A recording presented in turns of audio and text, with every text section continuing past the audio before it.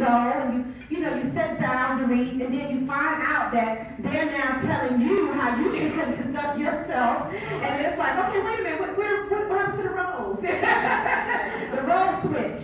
But anyway, that's the wonderful thing about it, because really what it does is just let you know that you've done a good job. They start to mimic what you have instilled in them. Can you agree? And so the confidence, and we know that confidence and self-esteem is something that women battle with sometimes. And so it really starts, we're teachers, and it really starts from, as we raise them, we model confidence and self-esteem. You have anything you want to say about that? I would say definitely to piggyback off what you said as far as being a model and example. Your children watch you from when they're 2 and up. So even though we may not be able to say everything when we're little, we have a lot of memories. A lot of things that affect us as adults are from our childhood. So the positive as well as the negative. So just you being a role model and seeing things, growing up and seeing you do certain things or carry yourself a certain way or even coping with certain situations. I remember all of that. And now that I'm older, I see a lot of my mom and myself, the things I say, everything I do.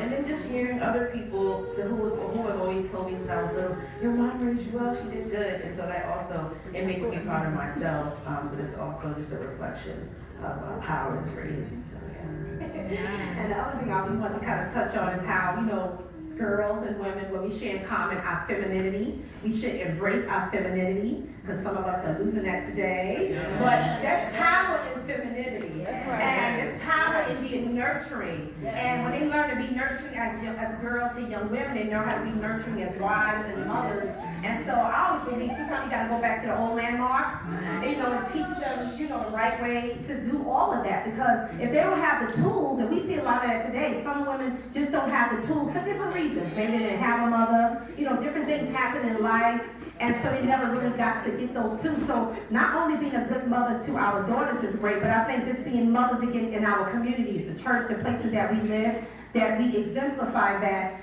the nurturing and the femininity, and then teaching our daughters how to be in touch with their emotions is so important, so they can always learn how to be in a state of emotional regulation. It's so important, and I don't know if you want to touch on that too as well, but I try my best to model as much as I can. We got to know none of us are perfect, so the good thing about being in Christ, there's no condemnation to those who are in Christ Jesus. So he gives us opportunity to do it again, and we teach our daughters, and I don't know about you, but I teach my daughter that, we make mistakes too as parents. So they won't grow up and go and start pointing fingers. Like we wasn't given a handbook. We learned. It's really a learning on the job, responsibility. And so I always try to communicate that to her, that we make mistakes too. And one of the most important things to have in the mother-daughter or any parent-child relationship is grace. Yes. Yes, grace. Thank you, Lord. As far as the nurturing with the emotions that we have, I find myself in situations where I'm independent, or I went away to college, or I might have spent a couple months at a time away from my mom. And when I had my own emotional situations, I just learned how to cope with it based off of her example. And I find myself giving my friends advice, and sometimes I'm like, well, I'm going through my own thing, but here I am telling 2 and 3 people how to deal with their things. And I think it's just important that even though we're all going to have really hard times, we're all going to have our trials, how you cope and deal with everything is going to change the entire tone. Whether you're going to fall apart and, to let everyone know, woe is me and this is what's happening, but you can't let your circumstance and your situation be the tone of your life and be the tone of how you carry yourself every day, because we all know we're going to go through, but how you handle it, how you deal with it, and how you respond to other people, they are watching you, believe it or not. So definitely nurturing that femininity and learning that it's okay to be nurturing. God gave that to us.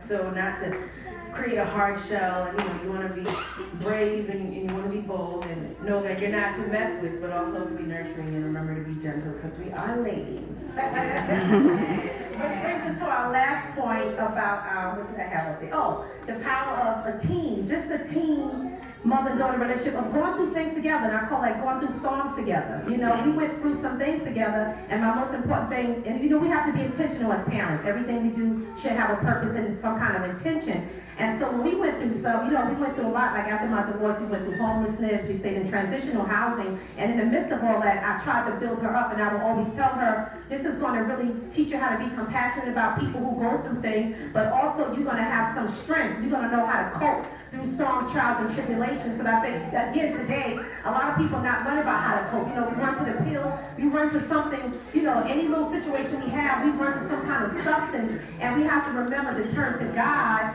you know, in the midst of going through storms, and then learning how to cope through stuff. You know, you can't run out of every situation. When you get married, just because things get a little rough, you can't just run and say, well, I'm out of here. You know, we have to learn how to endure, and I think we have to remember to learn how to endure. But that's the powerful thing about being together. When you go through stuff together, you know, you comfort one another, you encourage, and she was my inspiration to keep going, even through that time of being homeless. You know, I went back to school, got my degrees, I didn't have anything. This is in my 30s and 40s, going back to get my GED, and just kept going. But one of the things is like, you know, our children's like, I got to do it for her. You know, we got to do it for them. You know, so I just thank God for this opportunity. I just ask God to bless all of you and continue to prosper and be productive in all that you do. Whatever you find your hands to do, that God will make it prosper. Amen. Amen.